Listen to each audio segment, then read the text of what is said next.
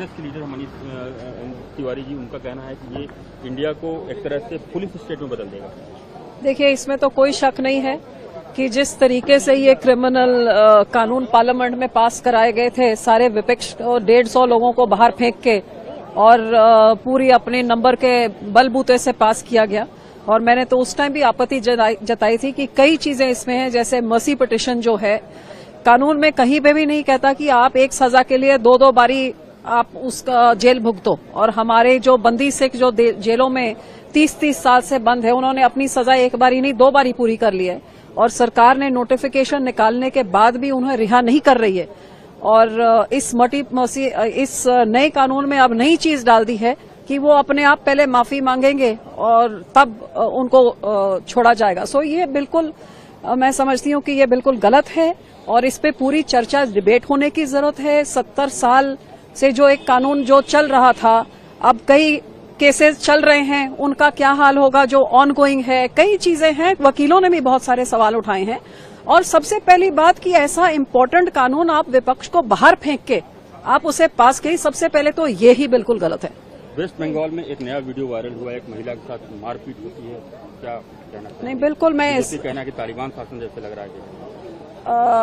किसी भी महिला के साथ जहां भी होए, चाहे मणिपुर में होए, चाहे वो गुजरात में होए, महाराष्ट्र में होए, बंगाल में हो, जहां भी हो, वो बहुत गलत है और उसका संज्ञान लेना चाहिए। क्योंकि औरत की सशक्तिकरण की बात लोग करते हैं, वुमेन रिजर्वेशन बिल पास करते हैं, लेकिन तब भी पार्लियामेंट में पहले से कम औरतें पहुंची हैं। और अब भी ऐसी चीजें जो हो रही हैं, मतलब कानून बनाने से ही औरत की हिफाजत नहीं होती। मानसिकता को बदलनी बहुत जरूरी है और सजा इमीडिएट और एक्शन दिखनी चाहिए, तभी शायद ये रुकेगा। कांग्रेस के लीडर मनीष तिवारी जी, उनका कहना है कि ये इंडिया को एक तरह से पुलिस स्टेट में बदल देगा। देखिए, इसमें तो कोई शक नहीं है कि जिस तरीके से ये क्रिमिनल कानून पार्लियामेंट में पास कराए गए थे, सारे विपक्ष को 150 लोगों को बाहर फेंक के और पूरी अपने नंबर के बलबूते से पास किया गया। और मैंने तो उस टाइम भी आपत्ति जताई थी कि कई चीजें इसमें हैं, जैसे मर्सी पिटिशन जो है, कानून में कहीं पे भी नहीं कहता कि आप एक सजा के लिए 2 बारी आप उसका जेल भुगतो। और हमारे जो बंदी सिख जो जेलों में 30-30 साल से बंद है, उन्होंने अपनी सजा एक बारी नहीं 2 बारी पूरी कर ली है। और सरकार ने नोटिफिकेशन निकालने के बाद भी उन्हें रिहा नहीं कर रही है।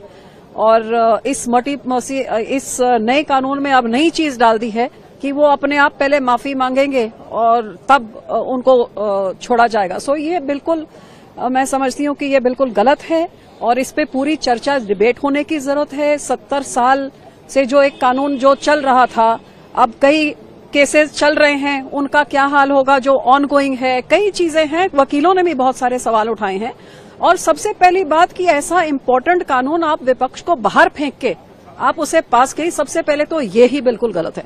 वेस्ट बंगाल में एक नया वीडियो वायरल हुआ है, एक महिला के साथ मारपीट होती है, क्या कहना चाहिए? नहीं, बिल्कुल मैं कहना कि तालिबान शासन जैसे लग रहा है। किसी भी महिला के साथ जहां भी होए, चाहे मणिपुर में होए, चाहे वो गुजरात में होए, महाराष्ट्र में होए, बंगाल में हो, जहां भी हो, वो बहुत गलत है और उसका संज्ञान लेना चाहिए। क्योंकि औरत की सशक्तिकरण की बात लोग करते हैं, वुमेन रिजर्वेशन बिल पास करते हैं, लेकिन तब भी पार्लियामेंट में पहले से कम औरतें पहुंची हैं। और अब भी ऐसी चीजें जो हो रही हैं, मतलब कानून बनाने से ही औरत की हिफाजत नहीं होती। मानसिकता को बदलनी बहुत जरूरी है और सजा इमीडिएट और एक्शन दिखनी चाहिए, तभी शायद ये रुकेगा। Subscribe to one India channel and never miss an update.